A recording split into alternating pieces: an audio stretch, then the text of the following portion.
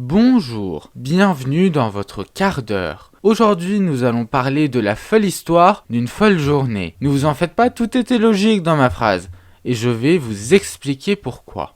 De 1775 à 1792, Beaumarchais publie une trilogie dramatique qui met en scène la famille Almaviva. Le Barbier de Séville, pour le premier opus, suivi de La folle journée ou Le mariage de Figaro, dont nous allons parler, et enfin La mère coupable. Achevé en 1778, Le mariage de Figaro ne sera représenté qu'en 1784, après 6 années intenses de lutte contre la censure. La pièce est un véritable triomphe. Signe de succès, Mozart la transforme même en opéra en 1786, soit seulement 2 ans après. Les Nozze di Figaro voit le jour au Burgtheater de Vienne.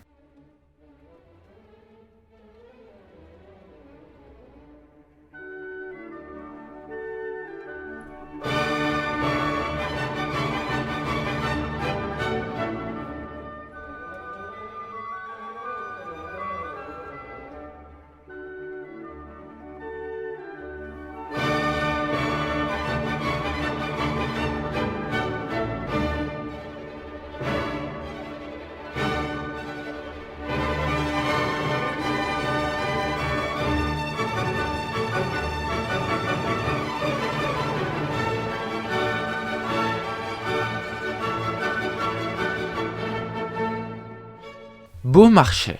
Entré à la cour pour ses talents d'horloger, on dit qu'il parvient à vendre des montres à Madame de Pompadour. Beaumarchais sait vite s'y rendre indispensable. En 1759, il devient maître de musique des filles de Louis XV avant d'acheter la charge de conseiller secrétaire du roi, puis celle de lieutenant général des chasses. À cette époque, les hauts postes de l'administration publique devaient être achetés pour être exercés et étaient donc de facto réservés aux nobles, donc aux fortunés. 10 ans plus tard, en 1773, on le retrouve comme agent secret de Sa Majesté à l'étranger pour détruire des pamphlets qui compromettent la maîtresse du roi. Rendez-vous bien compte, à cette époque, Beaumarchais est connu à la cour. On lui prête également le traitement de dossiers clandestins en soutien aux insurgés américains. Sa vie amoureuse n'est pas moins rocambolesque avec 3 mariages et de nombreuses aventures. À sa mort d'une crise d'apoplexie en 1799, Pierre-Augustin Caron de Beaumarchais laisse à la postérité 7 volumes d'œuvres complètes, des comédies, des drames, un opéra sur une musique de Salieri, Tarare. Retenons aussi le combat essentiel de Beaumarchais pour la reconnaissance légale des droits d'auteur, puisqu'il a fondé la Société des auteurs dramatiques. Avant lui, la pièce appartenait aux acteurs et le dramaturge gagnait très peu d'argent sur les recettes.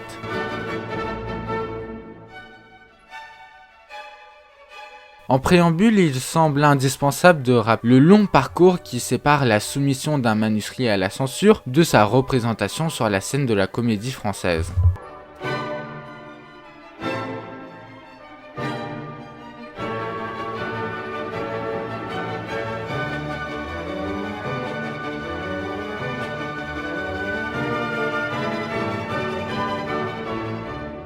Entre les deux, l'auteur obtient l'approbation à partir de laquelle est délivré le privilège qu'achètera un libraire pour publier le texte.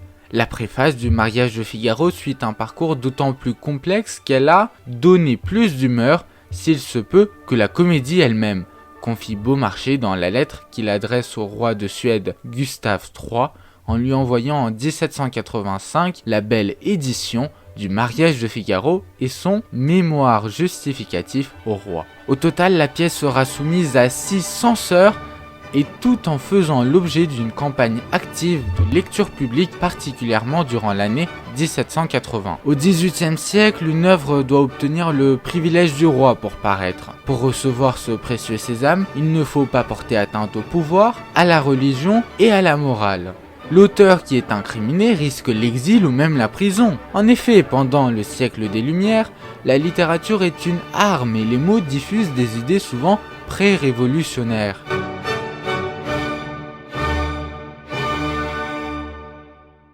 Le théâtre, par sa nature dialoguée, est le genre de l'échange, du conflit et du débat par excellence. Il se prête à la polémique et devient une tribune pour les auteurs des Lumières. Dans sa préface, Beaumarchais entre en lutte contre la censure, je cite, « ces bégueules rassasiées qui ne savent plus ce qu'elles veulent, ni ce qu'elles doivent aimer ou rejeter ». Avant d'obtenir de faire jouer sa pièce en public, la première représentation à la Comédie Française date du 27 avril 1784, et avant même de la faire imprimer, Beaumarchais s'ingénia à la faire connaître en multipliant les lectures dans les salons de l'aristocratie. Louis XVI en personne se fit lire la pièce en présence de la reine. « C'est détestable !» aurait-il dit. « Cela ne sera jamais joué, il faudrait prendre la Bastille !» Quand on sut dans Paris que la pièce était interdite, le public se passionna aussitôt et voulut savoir pourquoi le roi l'avait trouvé trop hardi, bien qu'il soit reçu à l'unanimité à la Comédie Française le 29 du même mois. On disait même la pièce indécente et subversive. Aussi la cour et la ville voulurent la connaître. À la suite de cette cabale menée à la cour, bien que le premier censeur Coquelet de Chauspierre ait donné un avis favorable, Beaumarchais demande la nomination d'un second censeur. On pressa Beaumarchais de toutes parts de venir faire la lecture de sa comédie dans les salons. Après s'être fait longuement prier, il confessa, un peu hypocritement mais très habilement, que la pièce était réellement injouable, qu'elle risquerait d'être mal interprétée par le grand public, mais qu'il ne voyait aucun inconvénient à la lire devant des gens d'esprit. C'est ainsi qu'il fit des lectures du Mariage de Figaro chez la princesse de Lamballe, chez la maréchale de Richelieu, chez la duchesse de Villeroy. Les lectures privées créèrent autour de la pièce une atmosphère de sympathie, et Beaumarchais demanda que la censure examinât de nouveau son ouvrage. Le mariage demeura encore interdit. Toutefois, on finit par en tolérer la représentation dans une fête offerte au comte d'Artois. Le comte d'Artois était le frère de Louis XVI, qui deviendra par la suite lui-même roi, Charles X, et c'est lui qui a pressé le roi pour qu'une seule représentation soit permise pour lui, le comte d'Artois. Beaumarchais savait parfaitement que le meilleur moyen d'assurer le succès d'une œuvre était qu'on en parlât longtemps avant même de la connaître. Il laissa donc passer encore une année. Toutefois, afin que l'on n'oubliât pas le mariage, il fit connaître dans tout Paris la romance chantée par Chérubin. « J'avais une marraine, que mon cœur a de peine. »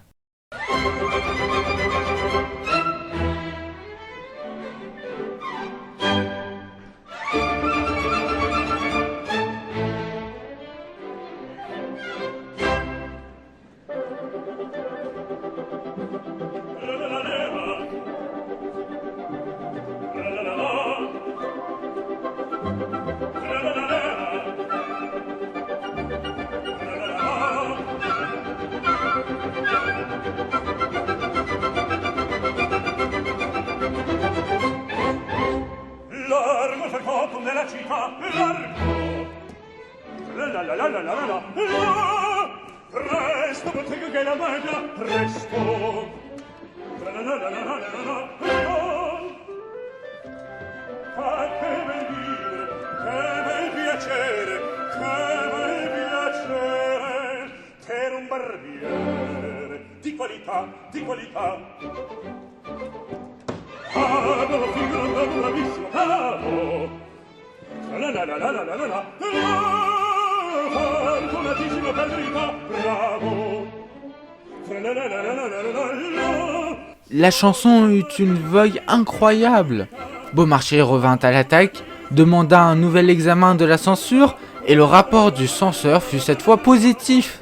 Le deuxième censeur, Jean-Baptiste Suard, ennemi de Beaumarchais, délivre quant à lui un avis défavorable. En 83, l'apparition de la pièce aux éditions Kell est un échec financier.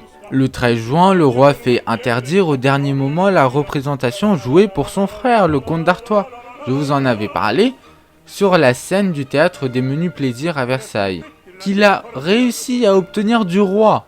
Mais Louis XVI change d'avis à la suite de la répétition autorisée le 25 septembre chez le comte de Vaudreuil, sous prétexte de voir les sacrifices consentis par Beaumarchais qui a supprimé les passages qui pouvaient blesser le gouvernement. En septembre, Gaillard, 3e censeur, historien et membre de l'Académie française, de réputation pourtant austère, délivre un avis favorable. À l'automne, Guidi, 4e censeur, connu pour son opposition au parti des philosophes, formule un jugement réservé sur la moralité de la pièce. En janvier 1784, le 5e censeur, Fouque Desailles, dit Desfontaines, suggère quelques adoucissements, tout en étant pourtant favorable à la pièce. En mars, l'avis positif du 6e censeur, Brett, est entérimé par un tribunal de décence et de goût que préside le baron de Breteuil. La même ligne que dans l'épisode 7 de votre première saison du quart d'heure sur Émilie de Breteuil.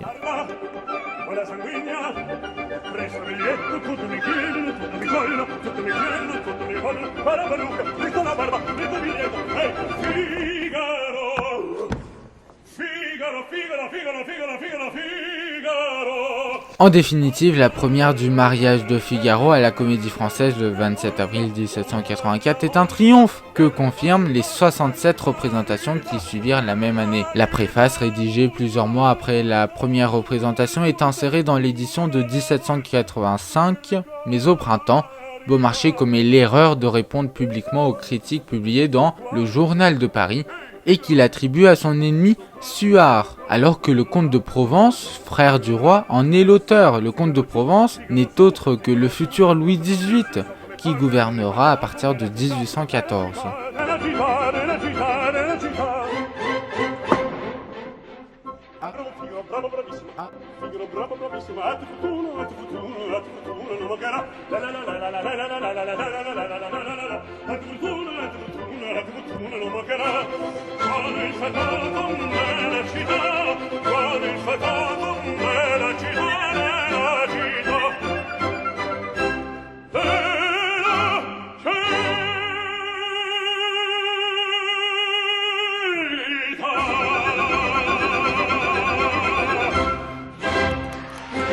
Convaincu par ce même comte de Provence qu'il est visé dans cette réponse donnée au lion et au tigre, je cite, Louis XVI fait emprisonner Beaumarchais pour quelques jours dans la maison de correction de Saint-Lazare. Ainsi, durant cette période, Beaumarchais adresse-t-il une série de lettres aux censeurs avec lesquels il entretient des relations plus ou moins familières. Dans sa pièce, le dramaturge manie avec brio la double énonciation, c'est-à-dire l'adresse simultanée aux personnages et au public, pour établir un dialogue avec ses spectateurs, et Figaro, valet vif et effronté, devient son porte-parole privilégié. En 1778, la pièce est au cœur des débats politiques. La colère de Figaro contre les privilèges des nobles et la dénonciation des inégalités sociales en fait une pièce pré-révolutionnaire. Laissons la parole à Figaro dans son célèbre monologue, acte 5, scène 3. Noblesse, fortune, un rang, des places, tout cela vous rend si fier. Qu'avez-vous fait pourtant de bien? Vous vous êtes donné la peine de naître et rien de plus.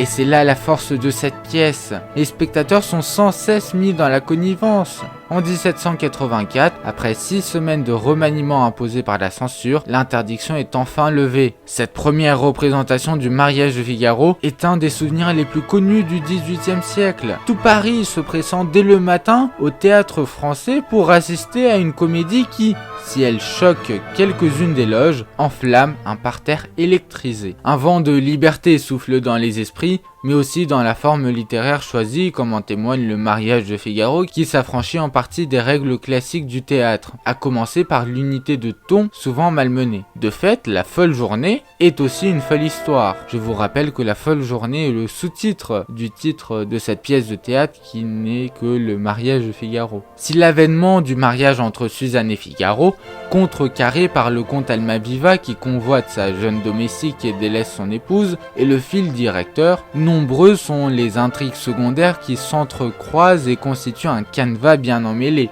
Projets de mariage, reconnaissance filiale, alliance et dissimulation constituent 5 actes riches en rebondissements. Cet enchevêtrement de conflits d'intérêts provoque de nombreuses ruptures de ton et la pièce oscille sans cesse entre drame et comédie. Beaumarchais, qui avait confié dans sa préface vouloir s'écarter d'un chemin trop battu et des règles qui ne sont pas les siennes, explore en effet un théâtre nouveau et moderne. Il emprunte au drame bourgeois de Diderot et prend des libertés avec le théâtre classique qui imposait la règle des 3 unités, théorisé par Nicolas Boileau dans l'art politique, une action en un lieu en un jour. Succès théâtral du XVIIIe siècle, le mariage de Figaro sera joué 68 fois de suite en 1784 au théâtre de l'Odéon, qui abritait alors la Comédie Française. Et 2 ans plus tard, Mozart, comme je vous l'ai dit, l'adaptera à l'opéra.